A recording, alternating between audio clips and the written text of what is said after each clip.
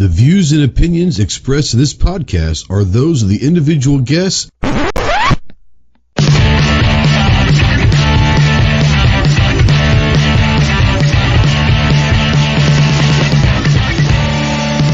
If you're a sensitive snowflake that may get easily offended, then turn this off immediately. If you want to hear the real truth about the gun culture, then stick around. This is the Armed Citizen Podcast.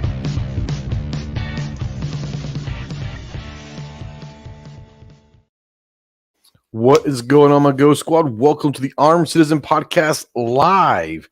This is episode number 250. Yes, 250. Today's date is Tuesday, July 12th, 2022. We are live as always on YouTube and over on Facebook. So if you're out there in the live chat, please go ahead and say something. We don't know that you're out there unless you do. If you are new to the channel, new to the show, absolutely let us know that you're out there. Tell us where you're from, and we're going to try to pop your cherry. Can't guarantee that you're going to get any smarter. We just hope that you don't get any dumber through this podcast, but we can't promise anything. If you want to call or text into the show, yes, you can call or text in. Utilize the Ghost Tactical Hotline presented by our good friends Rod and Shelly Gates over at Aegis Gun Care. That phone number is 530-364-4678. If you're a veteran, really anyone, but especially if you're a veteran and you're in that hole, you're in the darkness looking for the light, call me, text me, email me 24/7. I can't give you medical advice, but I could probably be a pretty decent ear to listen and talk you through some stuff. If you are looking for someone that can get you towards medical advice, remember two things. One, you are not alone in this fight. You have a lot of brothers and sisters out here that are willing and able to help. And two, the world is a much better place with you in it. So please utilize the Veteran Crisis Hotline, 1-800-273-8255. Once again, 1-800-273-8255, the Veteran Crisis Hotline. We want to spotlight, as always, the United States Marine Corps. If you have any questions on what it takes to earn the title of United States Marine, please see the website marines.com. And as always, we're a proud member of the Self-Defense Radio Network. So go check out all your favorite pro-gun, pro-two-way podcasts at selfdefenseradio.net. We've got a couple people that might be showing up here a little bit late. I think Clover, as always, he's a bit of a diva, if you guys didn't know that. He likes to make an entrance. So he'll be here momentarily, I'm assuming. And he'll be making his interest, and we'll have to give him hell for being late. So we'll have to wait on the shotgun of the week. But no, we're going to talk a little bit tonight about running lights on your weapons, whether it's a handgun, rifle, shotgun, whatever. Is it a good idea to run a light? What are the advantages of running a light? What are the disadvantages of running a light? And we'll talk a little all about that now. Before we do that, let's go ahead and say hello. We got Bucks out there. G-Webs is out there. I see Rod is out there with Aegis Gun Care. If you guys aren't familiar with Aegis Gun Care, great cleaning solution and lube for your firearms. Only ones that we use here. And they're great products. They're great friends. Known them for, I don't know, since 2019 maybe. 2018, 2019, somewhere in there. And they're good people. And if you're looking for a great cleaner and solvent and lube for your firearm cleaning, check out aegisguncare.com. Faux show. You guys know that we run our polls every Thursday, Saturday, and Monday at 10 a.m. over in our YouTube community tab. We like to have a lot of fun with those, so let's go check out the first few of them from last week. This was sent out last Thursday, and it's got 1.3 thousand votes. 1.3 thousand votes. The question, which of the following would you describe as the most Southern? Options are sweet tea, saying y'all, biscuits and gravy, saying yes, sir, yes, ma'am, using sir and ma'am, or teaching autocorrect on your phone truly how to talk. I personally think that, I would say saying y'all is always kind of been a Southern thing, but, I just, I know a lot of people that are not from the South that use y'all now. Maybe using sir and ma'am, but I mean, I think that's just being polite. Um, I don't know if Clover were here, knowing Clover's vocabulary and pronunciation of words, I would like to see Clover having a discussion with his phone on um, teaching it the autocorrect how to listen to what he's saying and not changing what he's saying. Now, this is something that I forgot to think about putting in the poll until it came up, and it came up in a comment. Now Buck out there lives, I don't know, about 30, 40 minutes from me. He said sweet tea. I would say sweet tea, but sweet tea is not just a Southern thing anymore. I think it probably was at one time, but I think sweet tea has crossed the Mason-Dixon line at this point. But Rod out there is saying, bless your heart. And that very well could be. Bless your heart, I think, is definitely a Southern thing.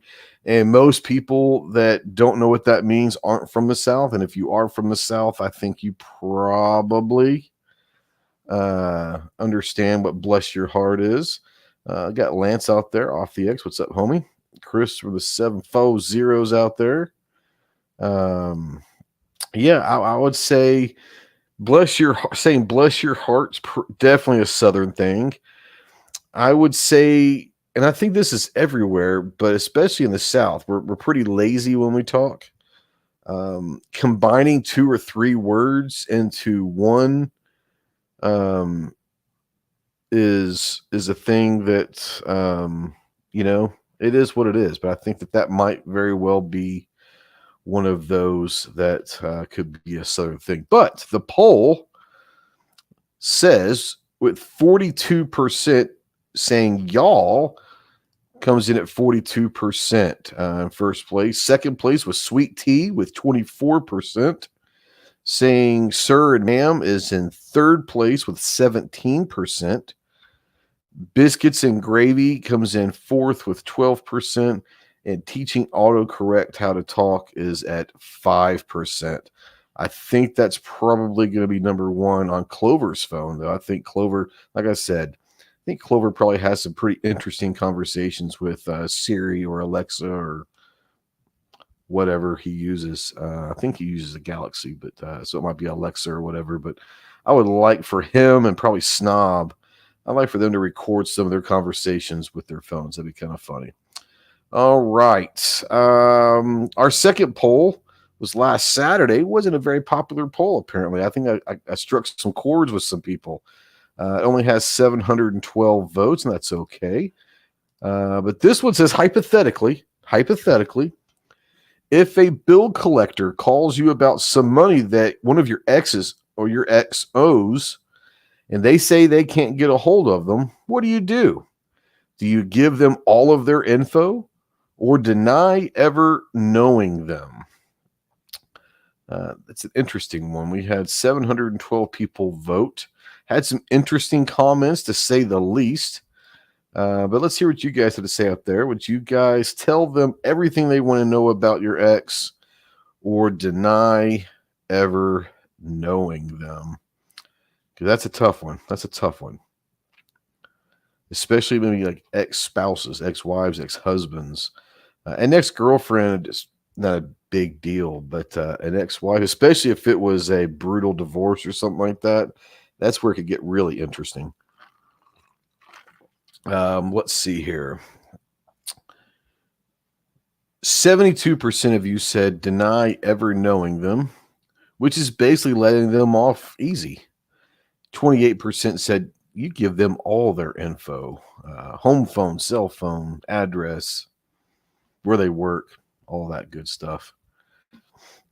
And the third poll was out yesterday, 1.2 thousand votes. This is going to be tying into what we're going to be talking about.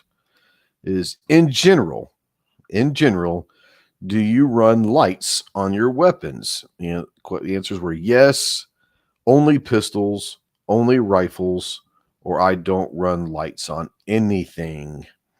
And in first place was yes, they run light. You guys run lights on your weapons. In second place is I don't run lights on anything. And then tied at 9% is only pistols and only rifles, which I think is kind of interesting to have those tied, because I think that there are a lot of people. Most people. I'm not a big fan of running lights, especially on pistols. I have a couple pistols that I have lights on. I don't particularly use them. They're more going to be spread around the house just in case. I don't particularly like running lights on my rifles. Now I have them on the battle rifle, and I've got it on. Where did I put it? I just had it. Oh well, but I have it on my my truck gun, the 9mm AR. Got a light. That's going to be more of a truck gun, home defense, and all that. So, yeah, there are reasons. Like I said, good reasons, bad reasons, advantages, disadvantages, running lights. Rod out there says no lights on anything. Buck says no lights on anything here too. Wes says don't run lights. And I get it. 223 says lights make you an easier target. I understand that. I do believe that is definitely a consideration, and it really depends on how you use your lights. Also, we'll talk a little bit about that as well. I think that utilizing your lights in the proper way and can help, whether you're using them or not, about making you less of a target. We can kind of jump into that, but I think for the most part, Rod says, I used to run a light on his Colt Commando in a previous life. That was his LEO life, I'm assuming. So let me ask you, Rod, being a law enforcement, when you were law enforcement, were you required to run a light on any of your handguns or anything? Because that might be something, I don't know. I mean, that might be a thing where police chief or the sheriff or whoever you're working for requires, while on duty, I should say, lights. So Ken out there says he doesn't run lights. But yeah, that might be, I never thought about that. Never been law enforcement. But that might be something that's a legitimate thing, is you might be required to run lights on duty or something. And Lance says I was a light FUD. So Lance, from the time I started shooting with Lance years ago now, he's made this transformation into no lights, no dots. Started running lights, started running little red dots on them, and now on at least a couple of his guns that I know of, he runs a light and a dot on there. So he's been converted. That's another, I don't know, that's a word I just made up. It's a Southern thing. We can just make up words. He's been converted, and yeah. Now Rod says no, not at all. They weren't required at all. It's a personal preference. Okay, like I said, I wasn't sure if maybe the light thing might be a requirement on duty. Now Ken says, as a federal agent, they were not allowed to run lights. It was they just couldn't run lights. That's interesting. So it wasn't even a personal preference. It was you could not run lights. And Ken, if you're out there and you're willing to, maybe is there a reason why that you weren't allowed to run lights? Because I as much as I don't like to run lights, there are some reasons that are good to run a light, and one of them is, I mean, let's just be honest. It's if you're in a situation and you're going to have to draw your pistol or whatever, identifying someone, making sure it's the person you think they are, or identifying that they have a weapon. And that's kind of where I was going with law enforcement. And this is not a a bash on law enforcement at all. But in the last few years, several years, there's been a criticism of law enforcement for shooting someone with they thought or assumed they had a firearm, and it turns out later maybe they didn't or whatever. I would think that the light, being able to identify the subject and make sure that, you know, what they think is a firearm is in fact a firearm, the light would help in that situation. But that's just me. But that's one of the reasons is I was interested, if you're out there, to maybe call in if you'd like. The number is scrolling down below. Rod says, I'm so old that nobody ran lights. Well, okay, so Rod is old as hell. I don't even think that when he was working LEO, I don't think that weapon lights had been invented yet. Let's just be honest. They probably had the old, I want to say it was the FBI. They had your handgun and you kind of like ran it like this and all of that. That was an interesting way to run a handheld light with your firearm. Yeah, he says we use lights. It's just in the offhand. Yeah, I never. Lance says I also run a handheld to identify. And yeah. Now Ken says that his division determined it was too likely to make yourself a target in a multiple perp takedown. What's up, Defense Dad? That's interesting. Because I would assume, and this is just having fun with this discussion, I would just assume that if you're in a multiple perp situation, that might easily be one of the times that you want to be able to identify that the perp is who you think it is or who they're supposed to be, and if they have weapons or not. I don't know. Yeah, now Buck out there, he's old as shit too, but Buck says Rod's candle kept going out when he was on duty. You know, he used candles, and I want to say he used to ride with Paul Revere. That's how young that dude is. Just saying. But yeah. But yeah, that's interesting. That's interesting because, like I said, I it doesn't matter to me. I just thought the conversation would be interesting. Saying that this might be him. Let's go ahead and answer this. Armed Citizen Podcast. What's up, homie? Hello? Hey, Rod. It's Rod. What's up, man? Can you hear me? I can, yeah. Yeah, okay. I am old.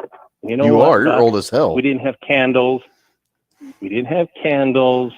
We had torches. You know, we wrapped them with, you've seen them in the movies, fair. and old That's westerns. fair. We wrapped them in cloth and lit them on fire. That's fair. That's fair. Let's get real about this. Yeah, but you did have horses. No, honestly, though. Well, you couldn't have the, like they show in the westerns is not true. You couldn't have the light on the horse because it scared them.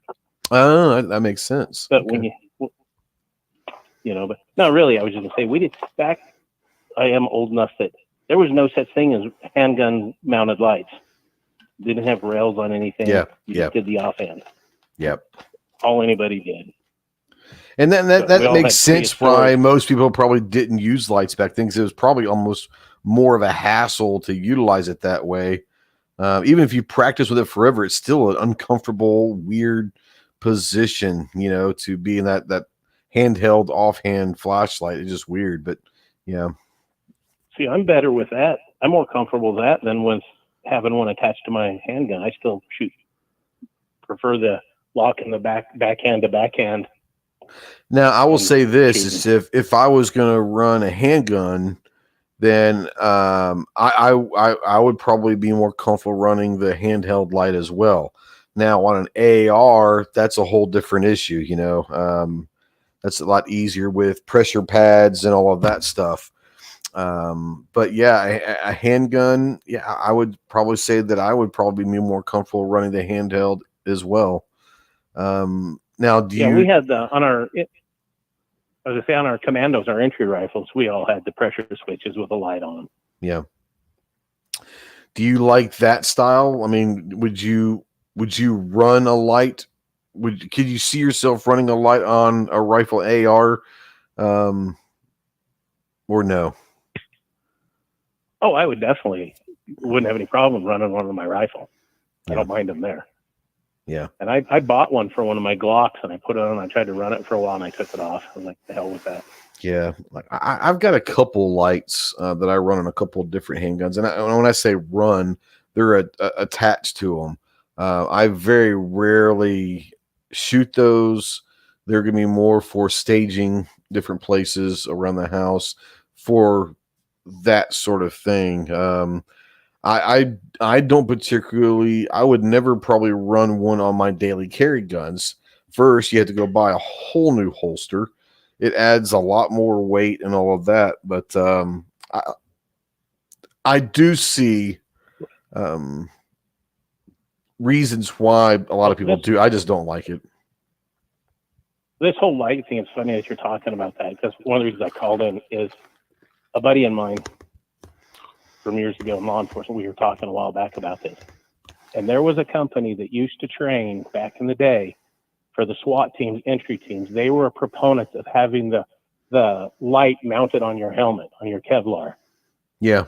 And I always thought that was the dumbest thing in the world, is to come shoot me light right there in your head. Yeah, that's, you know, and I definitely don't like them on helmets. That doesn't make any sense. See, if you have them on your offhand, you could actually put your light up high and you'd be setting down low. You'd have to shoot with one hand. At least you could remove the light away from your body. Well, and that's one of the reasons why I would probably, if I was using a handgun, especially, there, like I said, there's advantages and disadvantages of all of this. And let's just take the home defense scenario. One of the good reasons why a handheld flashlight, when you've got your pistol and a handheld, is if you have a light on your pistol or AR, right? Whatever, you have a light attached. The only way to get that light to shine in a specific area is to turn that muzzle in that specific area. And especially if you're in a house with multiple people, it's not just yourself, wife, kids, parents, whatever the situation, unless you've never ever been in a situation where you've actually had to point your gun at someone else, you have adrenaline, you have, your breathing, all this stuff is accelerated. And it only takes, as much as we practice about keeping our finger off the trigger, when we're not ready to shoot, it only takes one little boom and you're flashing a light in a corner, and what if it's someone that you love or someone that's not the bad guy? And now the worst case scenario, where if you've got a handheld, you can keep here and you can just kind of point that in the corner while you're doing other things and just kind of flash over there real quick to just check that corner and not have a muzzle pointed. Now, if you want to talk about that, go for it. What you're talking. Yeah, just what you're talking about, the muzzle pointing real quick. And by no means am I any expert, and I'm not dogging on anybody. But watch some of these cop shows recently. Watch some cop shows recently, live PD and all those. I used to get a kick, but I'd cringe. They didn't carry other flashlights, so if they had, like you said, if they had to look at something in the dark, they pulled their gun out and shined their light on it. Yep. Because that was the only light they had on them. Yep. I was like, dude, that's a little spooky. Yeah, 6.5P says that's 100% true. I can point my light at the floor in the whole room. Yeah, the floor, the ceiling. If you point at the floor or the ceiling, you're gonna have enough light that you're gonna be able to see around. Now, if it's your own home, let's assume that the layout of your home. You should be, as far as getting around, you should not need a light to get around. You should be able to walk around your house without any lights on, because you're the one that knows the layout of where the couches are, all of this stuff. So for me, the best advantage of having a light, whether it's handheld or if it's attached, in a home defense scenario is truly for identification. Okay. That's just my opinion. You guys, I'm not saying that I'm right. Y'all are wrong. But the only reason that I could see why you would ever use a light for home defense is identification. It should not be to see around to make sure that you don't stumble over a chair or a couch or a table or whatever. You should know the layout of your home. And here's something to think about. Once a month, you don't have to do it every day or once a month or every 3 months or whatever you want to call it. Get the gun that you would normally probably grab, whether it's an AR or a shotgun or a pistol or whatever, unload it, completely unload it, take the magazine out, unload everything, and practice sweeping your house. Practice going from your bedroom to your kids' bedrooms or the kitchen or wherever that you might need to go. Do that several times. No, you're right. If you've never cleared your own house, you should go do it. You really should. Absolutely. Just to see what it's like. But I'll get off here and let you get on. I just thought I would jump on real quick. No, you're good. Because the whole light thing's an interesting subject. It always is, and it always causes controversy because some people are so much for it, so much against it. Well, I think wound up over it. Yeah, but I think light is your friend. Light is your friend, and it's just going to be one of those that. How you use it. Yeah. If used properly, it can be your friend. And there are instances where if used incorrectly, there are some disadvantages of running a light, but you're more than welcome to stick around if you if you want to go, that is cool. I understand as well, but that is our good friend Rod Gates with Aegis Gun Care. But also real quick, I'll get off, but also on the flip side of that, darkness is your friend too. Absolutely. Yep. No doubt about it. Well, I'll jump off here. I'll continue watching. Thanks, brother. Y'all take it easy. You too, bud.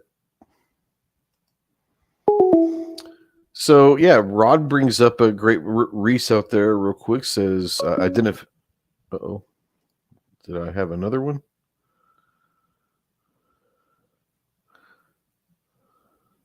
I don't know. That was interesting. If you just tried to call back. We'll take your call. I think someone just tried to call, but I don't know what happened. But if that was you just called a few seconds ago, go ahead and call back. Identification strobe. Walk through the house in the dark every night. There you go. Screaming Skull Saloon says, I have an O light. Well, I won't judge, but okay. He has an O light Pro OD green on his Glock 20 10mm.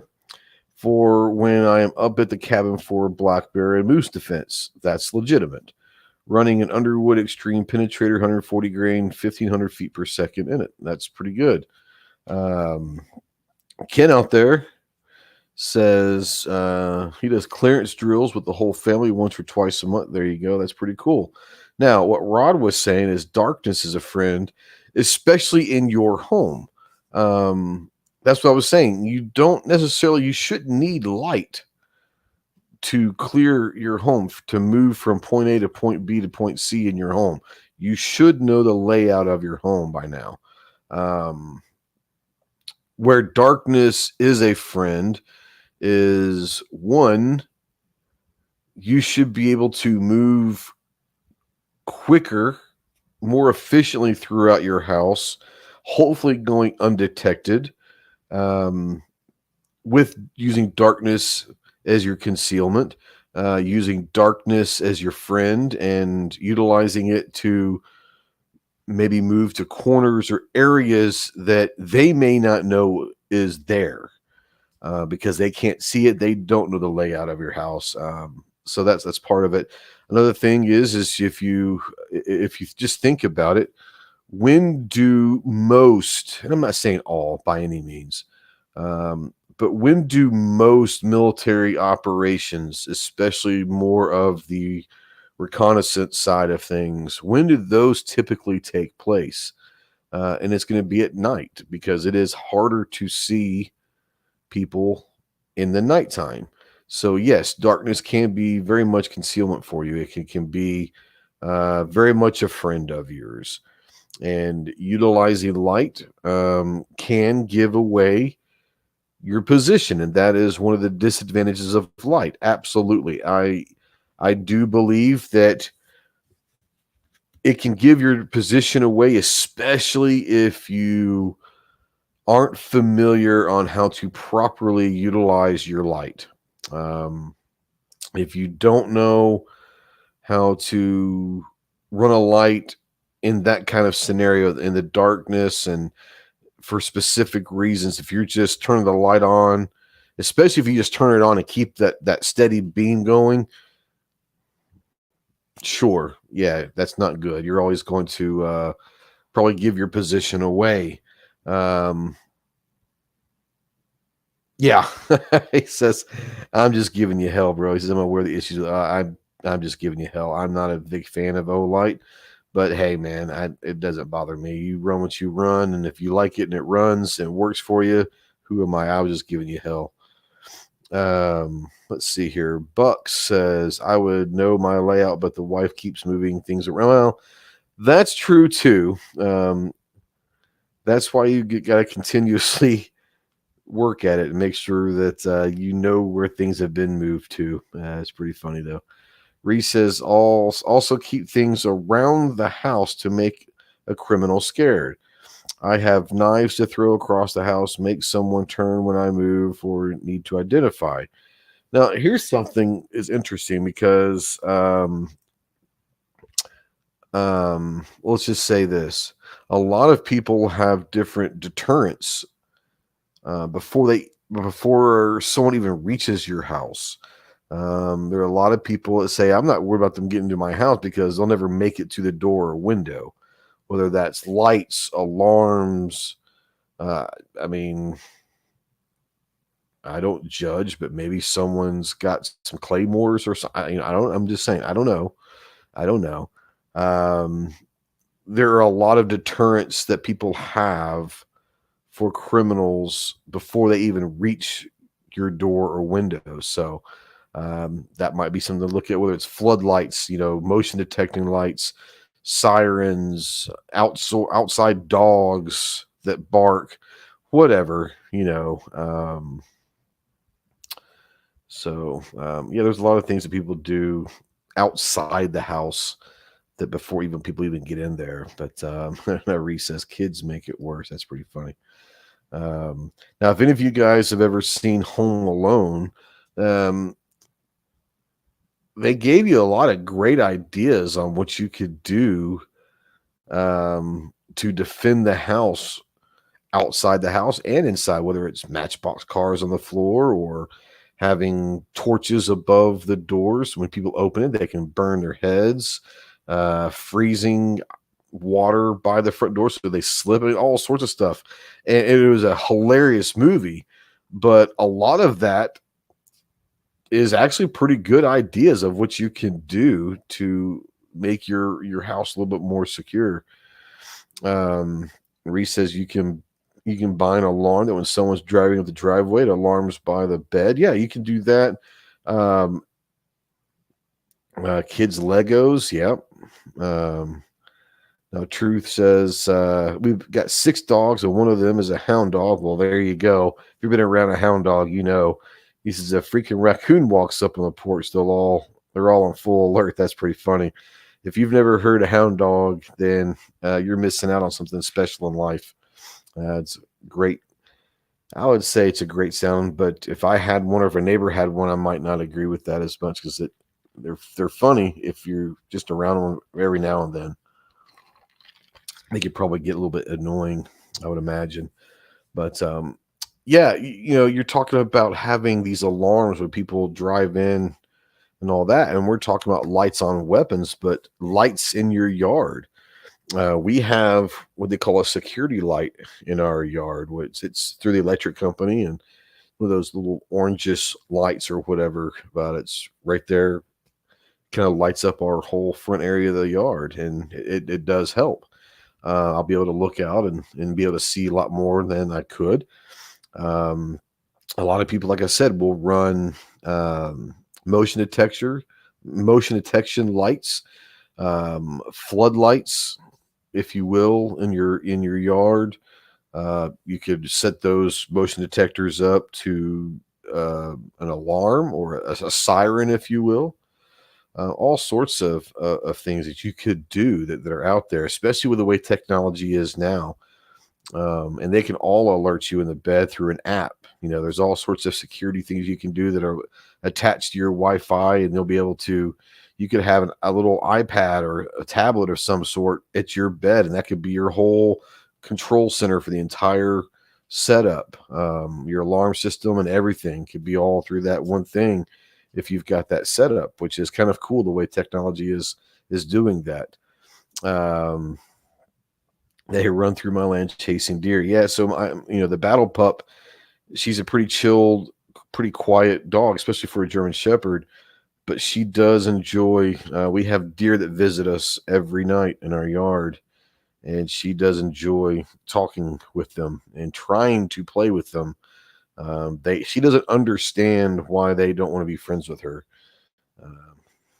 It is what it is. A solar powered motion detector. Yeah. You get some solar powered stuff hooked up to where, it charges throughout the day. And then when it turns on at night, it's got enough power to get it through the night, and then it just recharges itself every day. That's a beautiful idea. It doesn't cost you a thing as far as power. It's what it is.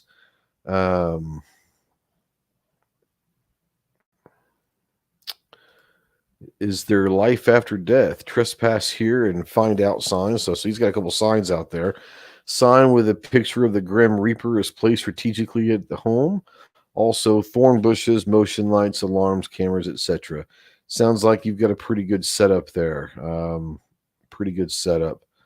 Let's see here. What does Rod say? If you're a friend and belong there, I will have given you a map to the mines and claymores. Yeah, having mines and claymores in the yard would be interesting.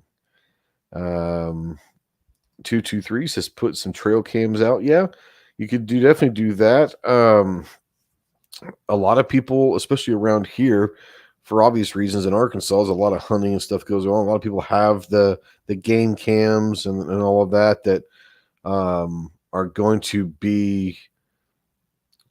I'm not going to say that they're amazingly quality, but they're going to be night vision kind of cameras you can put up anywhere, and they just take something runs past it through the motion detector. It's going to take a snapshot. It's not going to be a video. It's just going to be a snapshot, and you can download those anytime you want to look at them and see what's. A lot of people will do that to see what time the critters are around or what time the deer are going to go somewhere else.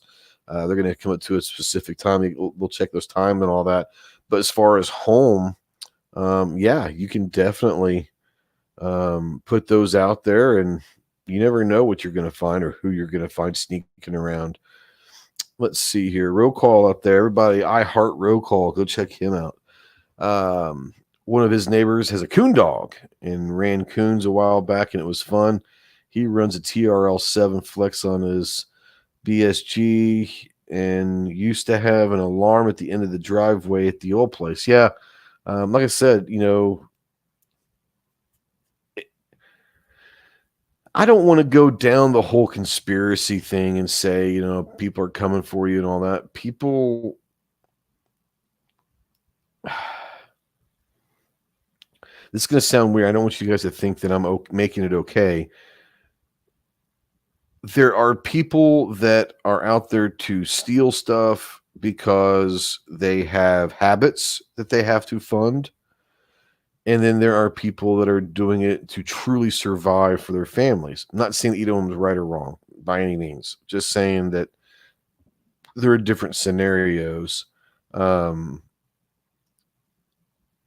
being prepared for any situation is going to be a good thing. And like you said, having dogs outside, having an alarm or floodlights that are motion detection, there are a lot of deterrents. And we've kind of gotten off the whole lights on guns. We'll get back to that, but this is a great conversation. There's all sorts of deterrent that you can put before people even reach the home. If Clover does show up, we're going to ask him this because I know Clover's got Clover's got some stuff. He's got his house and his yard set up in a specific way that he said, many times, he's not even worried about people making it to his door. If they make it to the door, then he's going to have, they really want to be there. So, yeah. Marcus is out there. Reese says, signs like that in Arkansas can get you arrested if you shoot someone. It's not lying. When you have those deer cams, some will send you text messages. Yeah, they will, and they'll send a text message or something. Every time it takes a picture, it'll send a message stating the time. Some of them will actually send a preview of the picture. Depends on what level and how much you want to spend on that kind of stuff. Let's see here.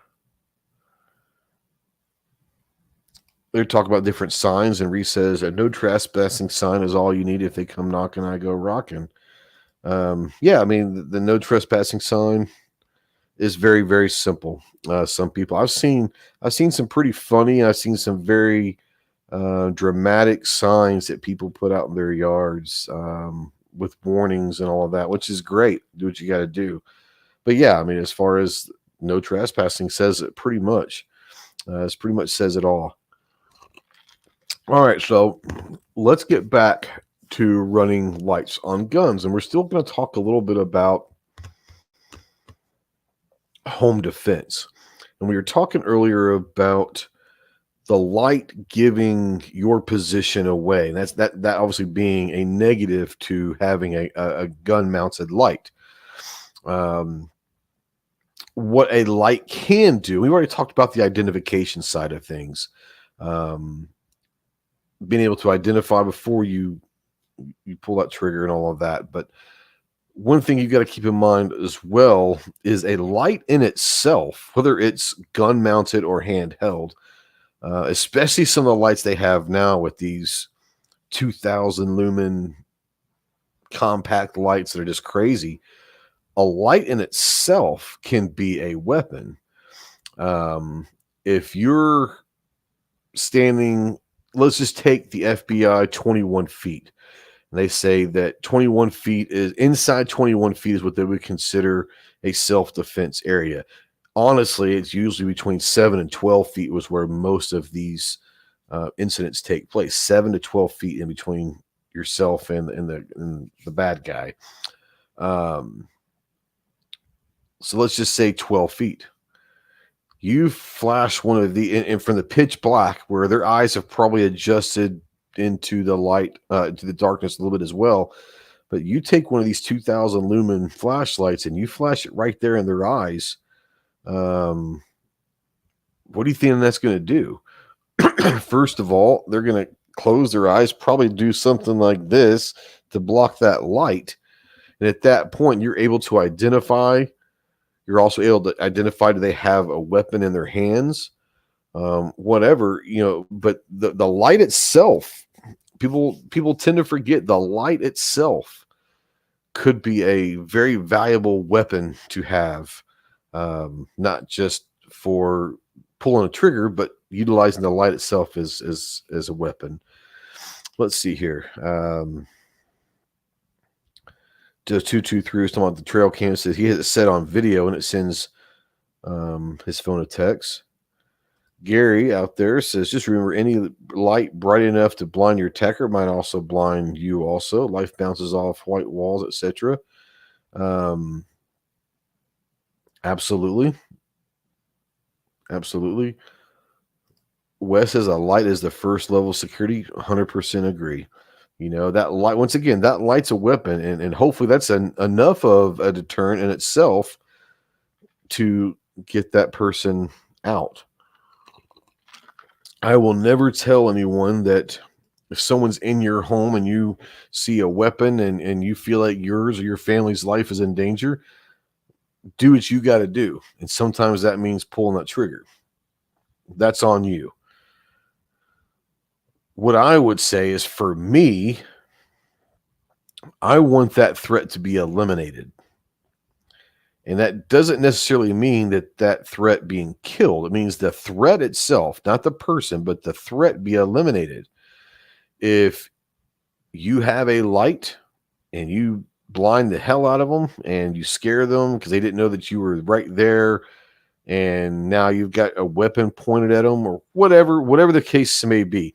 Maybe you just have it in the low ready, but they see your weapon and they decided to book it and get the hell out of Dodge and run. Has that threat been eliminated? Yes.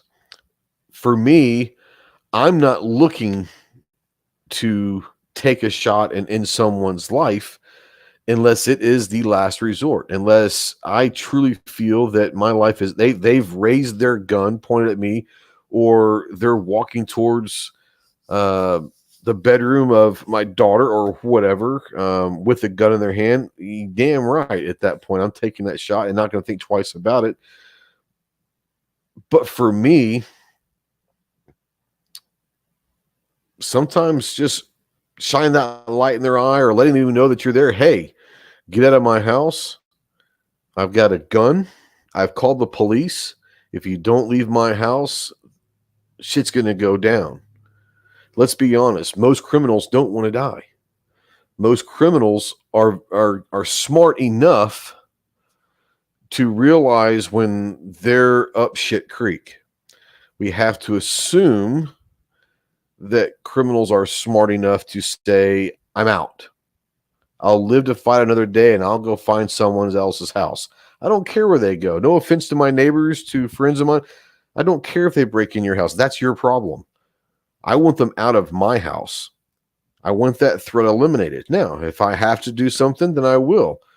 But I would like to think that there's enough deterrence that I could come up with without deadly force to make that threat eliminated. That means they leave, they move on. Now, you come back, you're not going to get that second chance. If you're dumb enough to come back, well, that's on you. But yeah, let's see here. Let's go back and see. All right. So defense says, how bright of a light is too bright indoors? Need enough of light to identify, but not blind yourself. So yeah, I mean, I would think that most of the lights that you're going to find, especially for pistols, for like your handgun mounted lights, are going to be, I've seen them as low as 300 lumen. I've seen them all the way up to about 800 to 1,000. Are there higher ones? Absolutely there are. I would think that 500 to 700 lumen is going to be perfectly fine for, especially if it's in the house. Now, if you're going to be using it for a carry pistol and you're going to be outside or you're on duty or something like that, you might want to go with that 800 or 1200 lumen or whatever, because light's going to, you're going to have bigger spaces that aren't enclosed. If you're going to be in an enclosed spot, like you're using this light only inside your home. Excuse me. Sorry about that. Yeah, that 5 to 7, maybe even 800 at the most. But I would say that 500, around 500 lumens is probably going to be kind of the magic number. That's me. You can do what you want to do. I would say that's probably a good ballpark to look at.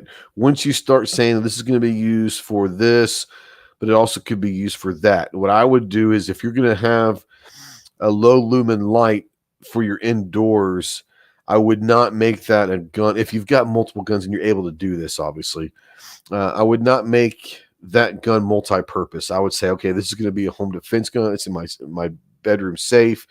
That this is what I'm going to use to clear the house if there's an intruder. Once you start talking about possibly being outdoors and needing a light, now that's when you start talking about higher lumen lights, because they've got to spread more. They've got to be able to reach farther away.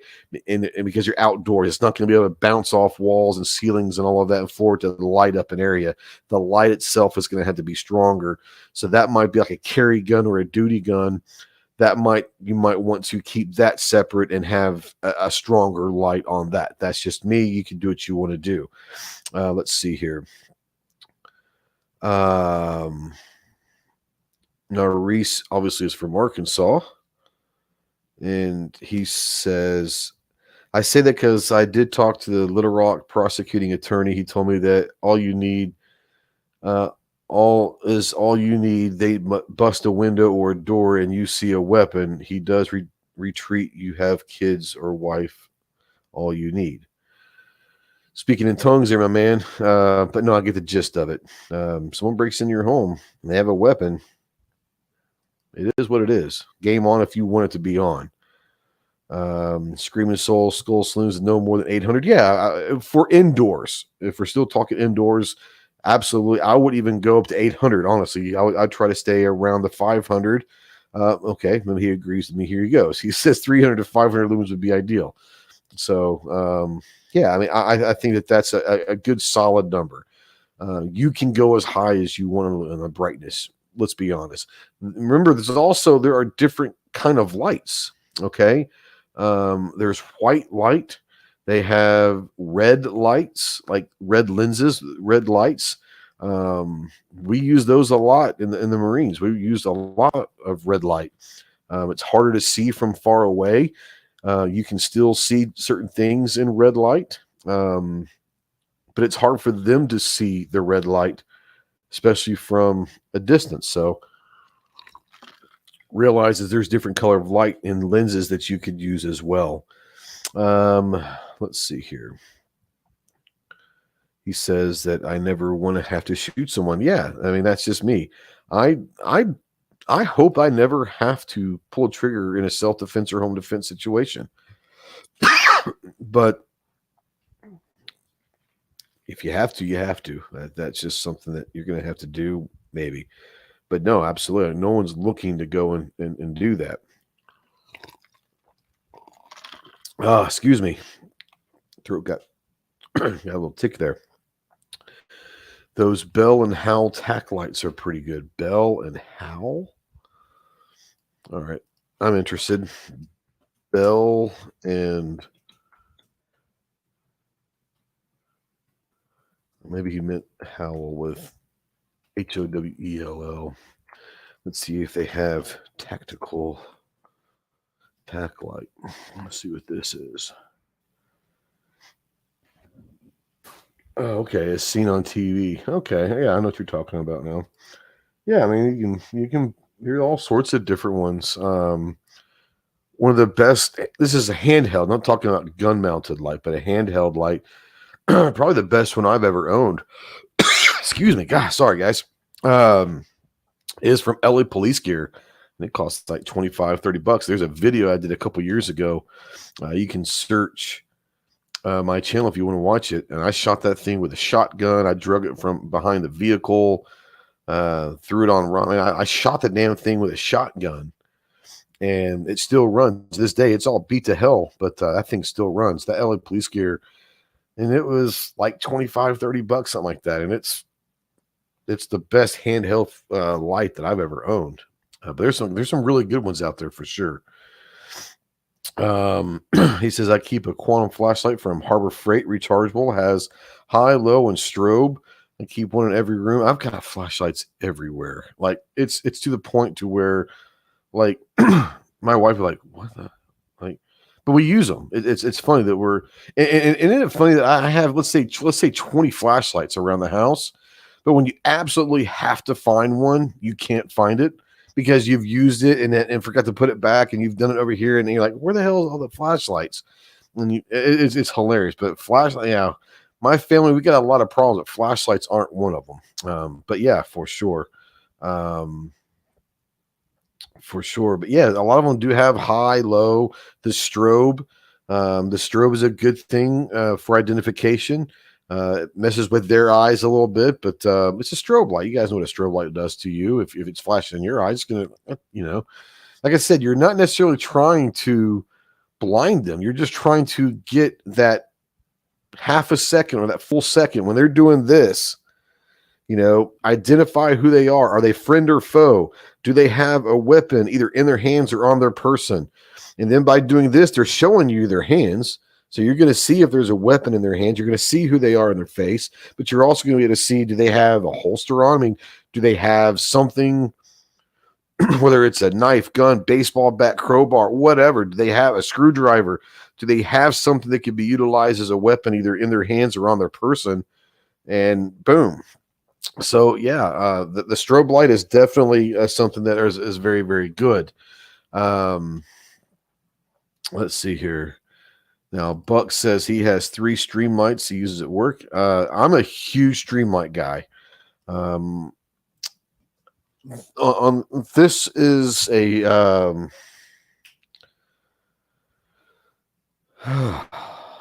Surefire. Is that what it is? A Surefire. I want to say it's a Surefire. Yeah, Surefire. I can't think of the name of it for a second. But this is a Surefire. On my little AR pistol that I use for that truck gun and all that, I run a stream light on that. I thought I brought it in here, but I didn't. I run a stream light on that. On one pistol, I run a stream light. Another pistol. See, do I have 2? I have 2 or 3 pistols that have lights on them altogether. I think I have 3. 2 of them have stream lights. I'm pretty certain. And the third one has got the another light. I have to go in there and get one, but I'm too lazy to get up and go get it. But yeah, Streamlight. I think personally, Streamlight is the best value for the money of lights you can have, whether it's handheld.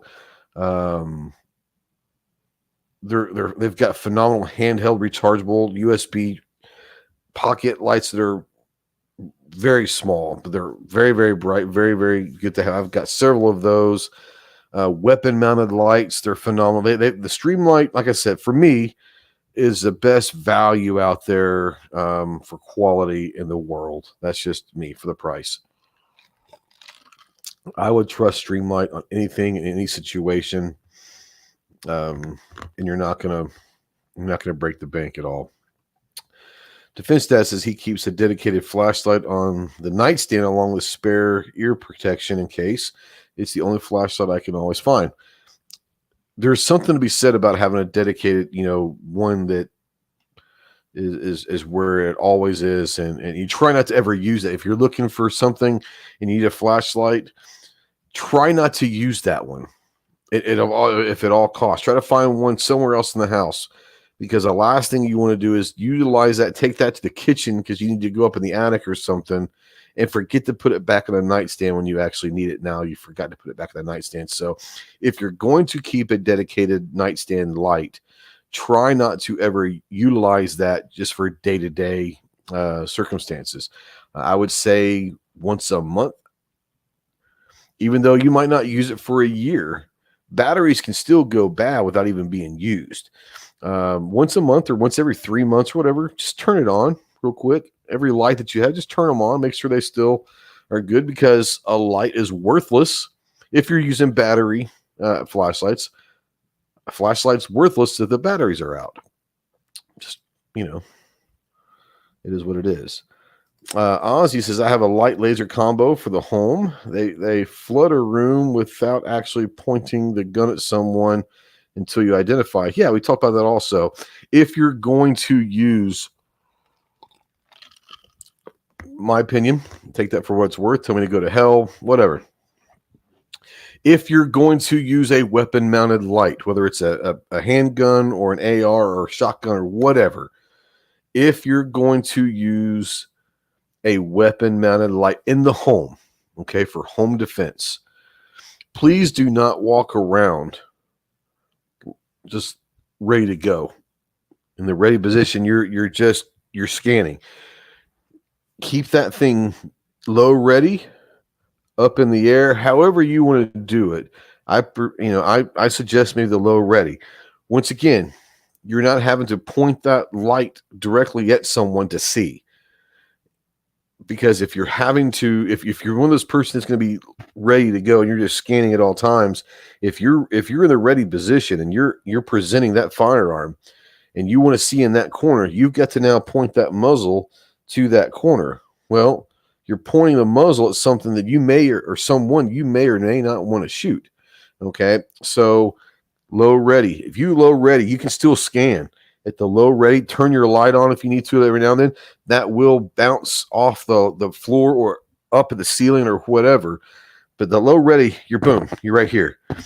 That's gonna still bounce off enough to where it's gonna light up that room enough to identify without having to actually point that muzzle at something or someone. Okay, so just there's a way to do it if you're gonna run a weapon mounted light.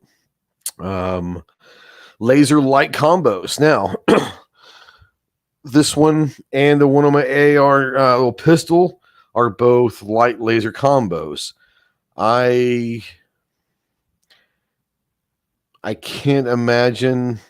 I'm not even. I mean, it might be on the light and laser combo together. Most of the time, I think I just have them set on light only. I'm not a big fan of lasers. That's just me. That's just me. Do they serve a purpose? Absolutely. They could be a deterrent. Absolutely. If you put a little dot on someone's chest and they see that dot, chances are they know what that means. If they've seen movies, they know what that dot is. They probably are going to just go away. Remember this. If you're going to utilize a laser, okay, and if you think that you're ever going to utilize that laser to help as an aiming mechanism, make sure you zero that laser. People like zero a laser. Absolutely. You're going to have to zero that laser. And yes, you can adjust the laser light. Okay. You want to make sure that if you're going to utilize that laser, then you just can't take it out of the box, point it center chest of someone and expect that to be exactly where that projectile is going to go out. You're going to have to, once again, you're going to have to zero that laser. It sounds crazy. But if you're going to utilize that as an aiming mechanism, then yes, you might want to zero that as well. Let's see here. Lance says, totally agree. Streamline is the best value for the money that works. Reese says battery change everything. That's awesome. That's a lot of money to be spending money every 3 months on batteries, especially if you have as many lights as I do. I get the sentiment, and I think that's great. Maybe you have one or two specific ones that no matter what, you're going to change that battery every 3 months. I would say at least every month or two, at least just checking the light. You may have to, replace them, but just check and make sure they're still strong and all that. Like, yeah, okay. I don't have to change these if I don't have to. But yeah, I mean, if that's what you want to do to make sure, 100% go with it. Defense Dad says, I have several inexpensive rechargeable flashlights around the house, though. Chinese, but they hold a charge for a long time, have 3 settings plus a strobe, and only $20 from Amazon. Buy Light is the brand. That's awesome. Yeah. If you're going to talk about just having just regular handheld flashlights and all of that, there is no reason to go spend $300-$400 on a flashlight if you don't want to, especially if you're going to have a bunch of flashlights kind of spread out throughout the house. A lot of mine are the $1 or $2 ones you get at Walmart.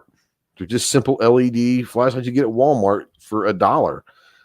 There's no telling how many of those I have. They work. Are they going to be the ones I put on a weapon? Probably not. Are they going to be the ones that I carry every day, like in my truck or my pocket? Probably not. But for just having a bunch of them surrounded and separated and spread out throughout the house, 100%. You can go and buy, as long as they work, it doesn't matter what brand they are. Who cares what brand anything is if they work and you can trust them, buy as cheap as you can where you still feel confident with them, okay? Mark says, ready or low ready, you waste time bringing up from low. Absolutely. I didn't say low. I said low ready. Time personally, I'd rather be ready to identify. I'm never going to I'm not going to say ever. There are times when I'm kind of breaching a door. I'm going to come through that threshold, gun up, and as soon as I realize, boom, I'm going to go low ready in certain areas. Ready back to the ready, but low ready is a great way. Low ready is the best way. That's just my opinion. I would not suggest walking everywhere in the ready or presenting at that ready. I would not suggest that. I would say low ready, boom, not a problem. Defense says, I only want a laser if it's mounted to a shark. Wouldn't that be awesome? Hell yeah, that would be badass. I only have one gun with a laser, and it just happened to come with it. 0 to 5 yards. Any closer than that, you can't see it over the slide. There you go. That brings up a good point. Different lasers for different. A pistol laser light combo is probably going to be much different than a rifle laser light combo. Yes, the lasers and all that, 100%. Make sure that you find a distance, that you can still see the laser, still see your 3 sights. If you're using an RMR or something, you can still utilize that as well. Whatever you're using for your sight picture, yeah, absolutely. Everything's going to have its sweet spot. So make sure you know what that distance is. Let's see here. Oh, okay. I misread this. He charges them every 3 months, not changed them. That's probably a lot better than changing the batteries every 3 months. Like I said, especially for me, I'd spend a bloody fortune just in batteries. But yeah, charging them. Yeah. Now, like I said, a lot of these have USB chargers. You can just keep them on the USB at all times, and then they're guaranteed. And if you have one of those, not a big deal. Mark out there says Streamline is great as far as a battery a couple of months. Yes. He says all of his lights are rechargeable. Not all of mine are. Like I said, I've got a bunch of these little $1 batteries, flashlights. And honestly, it sounds bad, but when those batteries go out, I will not change the batteries in those. I will throw those flashlights out or put them in a shoebox or something for later. It's literally cheaper to go buy a new one at Walmart for $1 than it is to go buy a $3 battery. Let's be honest. It sounds funny. You're going to be able to buy a flashlight with a battery in it for $1. But if you need to replace the battery just itself, it's going to cost you $3. I can just buy 3 new flashlights with the batteries in them. I don't know. Just saying. Mark says, I do like Olight. Rent Odin's for years. No complaints. Yeah, I personally, I've never owned an Olight. And when I talk about Olight, I'm not talking about the lights themselves. The company drives me nuts. I literally get emails on a weekly basis for the last several years wanting to do some work, and I just don't. I work with Streamlight. I've worked with Surefire. I've worked with several different companies. I choose not to work with Olight because I know how they do business, and it is what it is. They're very popular, and from everything that I hear, the lights are good lights. It's just not someone that I choose to work with. So when I talk about Olight, it has nothing to do with, do I think that they're junk? I don't think they're junk. I don't know if they're worth what they're selling them for these days. Once again, I don't have one, and I won't ever have one. But I've never heard. I have heard some, but overwhelmingly, I've heard good things about Olights. It's just not someone I really want to work with. But that's just me. That's a personal thing. Reese said that would be way too many batteries. Mark says, I'm catching up. Sorry. He says, Ghost for sure on low ready door frames. Your CQB with team ahead. I get it. I want to be full ready as much as possible. Ran SBRs for a long while at the home 16-incher. I get it. And this is where it gets to where everything's a personal preference. I choose to run low ready as much as I can I think where you and I differ is I'm going to run low ready until those certain instances where I have to be at the ready. And it sounds like you're going to run ready unless you have to run low. That's a personal preference, and neither one are right. Neither one of them are wrong. I should say they're both right, and neither one of them are really wrong. It just depends on how you want to do it. I just think there's certain nuances that goes with each of them, extra things you have to be aware of, and it just depends on what you choose to do. You just master that skill, whatever skill that is. Just master it. I got no problem with it. Buck says I keep one light on charge all the time. Reese says cheap lights for the kids. Hell yeah. And no one need to say this, but I sure your comment section appreciate your responses. He said I have to say that. No, this is what I love about this is having a live audience. I could sit there and pre-record all of these podcasts and have fun just talking. I love doing it, and a lot of people don't like doing them live. I enjoy doing them live. Because I do get this interaction. I do get these questions and the conversation with you guys. So, this is, I wouldn't want to do a bunch of pre-recorded podcasts you just put out there. That's not something that I like. The only time I do that is if I have to, or a guest truly can't make it for a live, or don't feel comfortable doing a live, I'll do a pre-recorded, but that's very few and far between. Yeah, and he says, he runs ready until he has to run low. Exactly. Neither one of us are wrong. Environments change. We're on the same page, 100%. And once again, this comes down to maybe how you've been training your life versus how I've been training my life.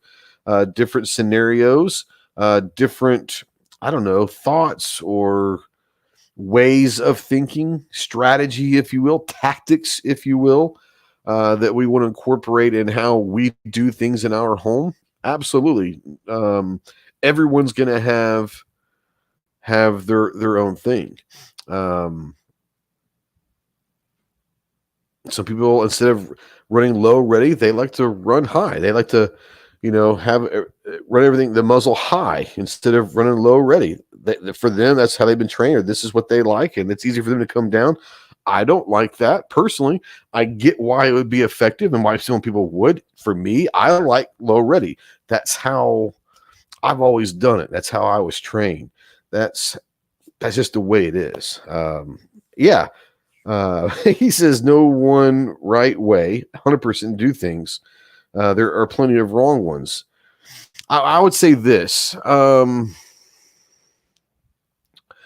I get your sentiment, and I agree with that 99.9% of the time. I would say the only wrong way of doing something is there's two ways. One, it's dangerous. Okay. Like it's very dangerous for you to do certain ways because you're putting other people in a lot of danger. Or two, whether you like the low ready, the high ready, the low, whatever you want, it's slung completely. It's whatever, however you decide to do that, it's only bad and dangerous in that situation if you don't practice it. If you don't try, I'm not saying master it, but you should always try to master your craft. Put in time to make sure that the handling side of your firearms, the handling is on point. But yeah, I would say that there's really no wrong way unless you just are being dangerous with your firearm or you haven't practiced enough to where you're comfortable. Once again, that leads to being dangerous. So yeah, as long as you're not being dangerous, do what you got to do. Reese says, I also play tag in the dark with the kids to keep my eyes night ready. So absolutely. Once again, understand, and we're talking home invasion still here, okay? When do the vast majorities of night invasions take place? At night. They're called night invasions or home invasions. Usually take place at night, usually late at night when they think that everyone's gone to sleep. So you've been sleeping in presumably a dark room, okay? You wake up where a sound, your eyes are already pretty much adjusted for darkness. You turn a light on immediately and you're gonna be like, turn the lights off. So now your eyes have to adjust to the light now, but you've also taken any night vision, not talking about NVGs like the green night vision, but the natural vision that your eyes can see in the dark away. That is 100% a weapon for you. Keep those lights off. Once again, the layout of your home. You know where things are, where things aren't, and you can see in the dark. Chances are they've been driving in their car a little bit to get to your house or whatever, so they've been using their headlights, or they've been using flashlights to do certain things. They've had lights on, so their eyes aren't going to be as nearly adjusted to the darkness as yours, so that's an advantage. Okay? These are very, very small, minute things that most people don't even think about. I'm saying this because if you are in your home asleep or whatever, and you hear something outside that you say danger, danger, danger, it's the window or a door or a car door closed, whatever it is, you hear something that wakes you up in the middle of the night. Don't be the person that immediately turns the light on. Don't be that person, because now you've put yourself in a position that you no longer have an advantage. Keep the light off. You'll be amazed at how well you'll be able to see in the darkness. Okay? Here's another thing you can do. Put little bitty, they have them that you just plug into like little, your wall outlets. You can get these little lights that are really small. They don't put a whole lot of light out. But if you put a couple of them spread out throughout the living room and the kitchen and all that, it's enough light that you can kind of see and maneuver. That will help as well. That will give you a little bit of light, especially if they're like the low wall mount outlets that are on the kind of towards the bottom of the floor. It will kind of shine around the floor. That'll help you a little bit. Get some of those. There's all sorts of things you can do. Excuse me. Sorry. Defense Dad.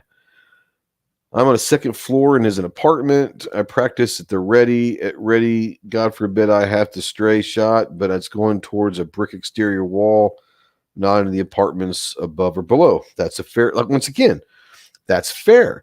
He's got a situation where he's got people living above and below. So going high or low ready may not be the smart way to go. Sometimes that ready is because the only barrier that is a good barrier is here because of the brick outside. You've got plaster and drywall here, flooring, plaster, drywall down below, whatever. Yeah, I get that 100%. Everyone's situation is going to call for different tactics. That's why it's nice to know all of them. It is what it is. Reese says, train the kids with Nerf guns. That's a great one. Not only are they having fun with the Nerf guns and all that, but you can teach safety. You can teach all sorts of stuff. You could, they could have fun while working on their handling and their mechanics of it. Nerf guns are fun. And then at the end, it's have a big old Nerf fight. That's the Nerf gun fight. Those are fun as hell. Absolutely. Ozzy. Practice clearing your home. You may have to adjust how you point your weapon in specific areas. 100%. That's what I'm saying. It's best to know as many different tactics as you can. Going high, going low, going ready, slung, so, man, this is a whole other conversation. Man, let's just open up a whole other thing. Screw it. If you're going to run a sling, being able to run a sling to where you can, run it tight. Run a tight sling if you're going to run a sling on your AR or whatever. That way, if you've got to pick somebody up or do something with your hands that, now you can't have your gun out, have a sling, or if you have a holster, if you're going to have using a pistol so you can holster, open doors, holster pickup kits, whatever it is. Yes, utilize holsters, slings, anything and everything you can. Be able to learn high, low ready, high ready, all slung, transitioning from rifle to pistol, pistol to rifle, all of these things, going pistol to shotgun, anything, whatever it is, practice it. It's a great thing to do. Mark says, couldn't agree more. Training, master each trade. There is one thing more important than all of it. PT, not as much saying this to you, but some think that don't think of it. Yeah, I mean, look, I am not in near as good a shape as I would like to be. Let's just be honest. Dad bod, like I master the dad bod, right? I'm 47 years old. Am I still strong? Still strong, but I definitely got the dad bod. Let's just be real about it. But yeah, physical fitness, you don't have to be Mr. Olympia or a decathlete. You know, you don't have to be in perfect shape. You have to be in good enough shape to handle high stress situations, whether it's lifting stuff, whether it's having to have stamina of some sort, whatever that is. Yeah, being in decent shape, at least good enough shape to handle certain things is important. Yes. I'm not going to preach to people because I'm not that guy. I'm in good shape. I'm definitely not in great shape. Found that out a couple months ago. But yeah, I mean, being in shape, that's just good for everyone, no matter what you're doing. Mark says, if you're not fit, training, optics, rifle, everything does not matter. You know, to a certain extent, I know what you're saying. Yeah, 100%. You've got to, if you physically can't stay in the fight, then the fight wasn't worth it. You've got to physically be able to stay in the fight until the fight's over, 100%. I try not to run any kind of night light inside my home. I'm not talking about bright night lights. They are night lights, but they're not bright. These things are very dim. They're just enough to where, like, if someone has to get up at night and walk to the kitchen to get something to drink, they're not going to stub their toe or something or whatever. They're very dim lights. And if you put them, like I said, if your outlets are low to the ground, then they're not gonna do. But I'm just saying it's an option for some people for sure. Now Buck says he keeps a nightlight in the bathroom. 223 says I've been practicing high port and low port, and it's a great exercise. There you go.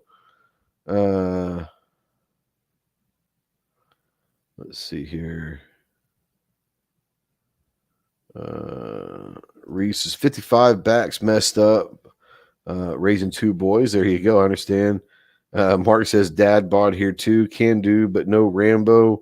That changes things, of course, along with what you and Chad is saying. Hoisting an 8-pound rifle is tough for some, 100%. And that's why a rifle, an AR, may not be the answer for you. It may be a pistol. It may be a 22, maybe a shotgun. You know, whatever weapon system that you're choosing for your home defense, make sure that you or anyone else that could be utilizing it in your family can do. That's why I choose a little 5.5-inch AR pistol, 9mm. Very lightweight, and it takes Glock mags, so I can, utilize the same magazine for the Glocks, whatever, all sorts of different scenarios. But it's a really lightweight AR, and it's got a little sling on it. Anyone, if it's my wife has to, so not a problem. But yeah, 100%. Whatever your weapon system you're going to decide to use, make sure not only you, but anyone else that could use it in your household can wield that weapon anytime. So absolutely. He's 223 says he's got a couple skylights in the outside light gives. There you go. I don't have skylights in my house, so but yeah, 100% that would definitely do it. I've met Ozzy before. We've met before. He says try a granddad bod. Could be a great granddad bod. My granddaughter is 21 years old. There you go. Glock with the Roni. I've got friends that rock the Ronis. I had no problem with them. I use, like I said, a little Foxtrot mic. I could have swore I brought it in here, but I guess I didn't. Little Foxtrot mic. AR-9, 5.5-inch barrel. Takes Glock mags. Boom. Not a problem. 300 blackout pistol, 10.5-inch barrel. There you go. And I know have I shot your 3? I've seen it several times when we go to the range. Buck and I shoot a lot together at the range. I know I've seen the 3. I was there when you bought the 300 blackout, obviously. I don't know if I shot it though yet or not. I don't know if I have or not. Can't remember. But yeah, 300 blackout's a great one, especially if you're going to run maybe some subsonic ammo. You can see what does it say. You can touch it with a needle, Ghost. I might be away or dead. My wife or daughter has to use it. AR and several pistols. Absolutely. If you just got, trust me, we don't have just one around here. You should get a folding Glock for the Beamer gun. Actually, all right, hold on. I think I might have. Okay, I might not have. I thought I did, but apparently I didn't take it out of my truck today. I go back out there and get it. Sorry. My Foxtrot mic, like I said, it's a little 9mm AR pistol. It has a folding brace on it, so it folds up and perfect. It's about yay big when you fold it up. It's awesome. He said a convertible for a convertible. Yeah, it does fit nicely in the convertible as well, not just the truck, but in the convertible, it does fit nicely. Faux show. We're running almost an hour and a half into this. We can keep going if you want. If you guys have any questions or comments or topics that you want to talk about, go for it. Especially if you have any questions for me, I'll be more than happy to answer those. I'll wait a couple more minutes to see if any of those questions come out. If not, we can start sweeping the floor and all of that. Next week, while I'm waiting for any questions or anything that you guys want to talk about, like I said, I don't have to go. But if you have any questions for me, go ahead or comments or whatever, discussion topics, we can talk about them. Next Tuesday, I'm going to try to break the internet. I'm trying to break the matrix. We're going to have a shotgun chat. And I know that people that know me out there know that I tell you, I get a little rash. We start talking shotguns, revolvers, lever actions. When we talk fudge shit, I get that allergic rash. We are going to talk shotguns next week. I've been interesting conversations about shotguns lately. And yeah, we're definitely going to do that. Mark out there says, have to go with the family. Subbed, thumbs up and things. The wife is a little upset. Says, I have to get in touch with my feminine side. So I guess I'll crash her car. Fantastic. Thanks for listening, Mark. Welcome to the dark side, man. I appreciate the sub and all of that. Hope you enjoy the show, the content, the podcast, and all that. We've got a lot of stuff going on here at Ghost Tactical, so check it all out and all that. But yeah, go definitely get in touch with your feminine side. Faux show. But yeah, we are going to try to break the matrix next Tuesday. We're going to have a shotgun. So Clover is going to be beside himself next week. He's not going to know what to think about having a show dedicated to shotguns. Let's see here. What does it say? Do you use Velcro in your truck for quick access for anything? Like firearm stuff? No. Do I have Velcro for different stuff? Absolutely. For bags or tourniquets, stuff like that. 100%. But not for like strapping down guns or anything like that. I don't utilize that. Here's a question from Buck. He says, are you feeling okay?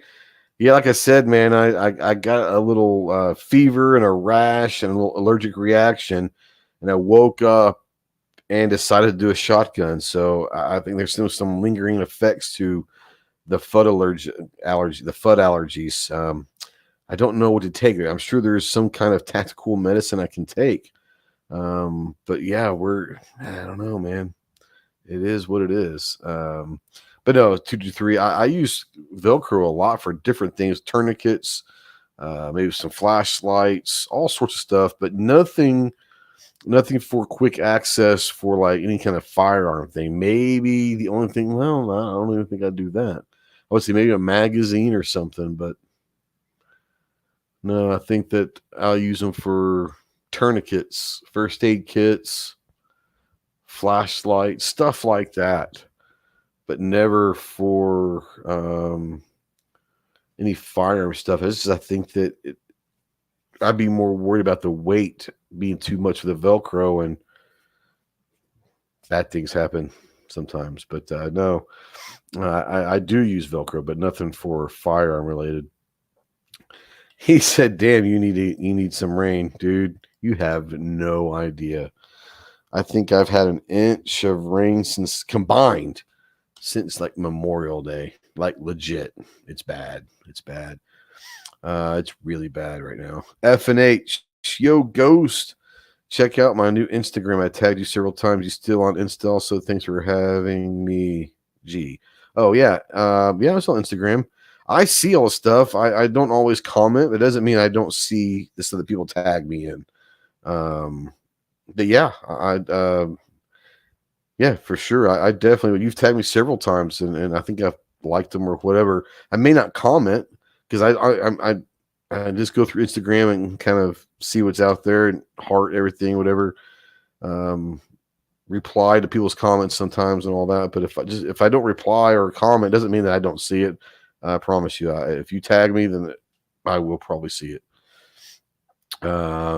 He says he uses 223 says he uses Velcro for first aid kits 100%. Reese says raining in Conway. Yeah, we were supposed to get rain here tonight, and the radar literally 10 miles south of us is where it formed and was heading south towards Conway, Little Rock, Cabot, and all of that whole area. Yep, didn't get us at all. Didn't get us a hit. I need it, man. Need it bad. Defense Dad, don't know if I trust Velcro in a car. I know they make some applications, but I'd worry about the adhesive falling with temps getting as high as I can in a car. Yeah, I tell you, two things that I have used, whether it's Velcro or tape or whatever. If you get some of the Gorilla Glue adhesive, whether it's Velcro or like the little tape strips, Gorilla Glue handles the heat. I mean, we're talking, it's been over 100 degrees here every day with a heat index of like 110 to 113 every day. And I've got things in my car that are with Gorilla Tape and Gorilla Glue, Velcro and all that. Not a problem. Not a problem. Yeah, keep tagging me, buddy. Keep tagging me. I got no time with that. Reese says the first time it's rained down there where he's at in Conway, I guess, since Memorial Day. Yeah. We had like a half an inch about a week or two ago that wasn't even supposed, just showed up and rained for like half an hour. And that's really the only measurable rain, like literally since Memorial Day, like literally. Yeah, I went out, super glue for cuts, 100%. Especially if you don't have a first aid kit around or you don't have anything that can stop that bleed or whatever. Super glue can act as a very quick, easy, temporary stitching. Okay. Most definitely. If you don't have a Band-Aid or something like that, super glue, trying to get those together, put some super glue in, it will work for a very short time, but it will definitely help as stitching. Defense Dad says, I'm meant for firearm retention. They make some under dash holsters, adhesive Velcro mounts. Yeah, there are some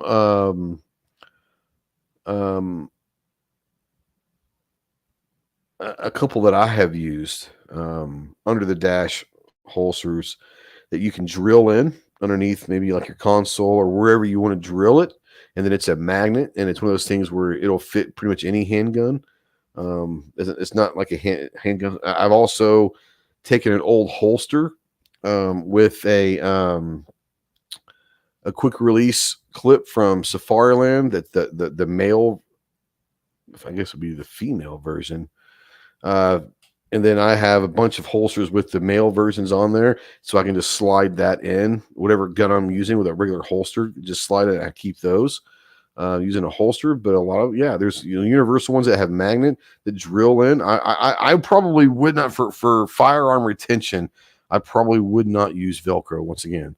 I would use something that had to drill in or something like that, and then I feel much more comfortable with that. It is for sure. Reese's I mowed had more dust.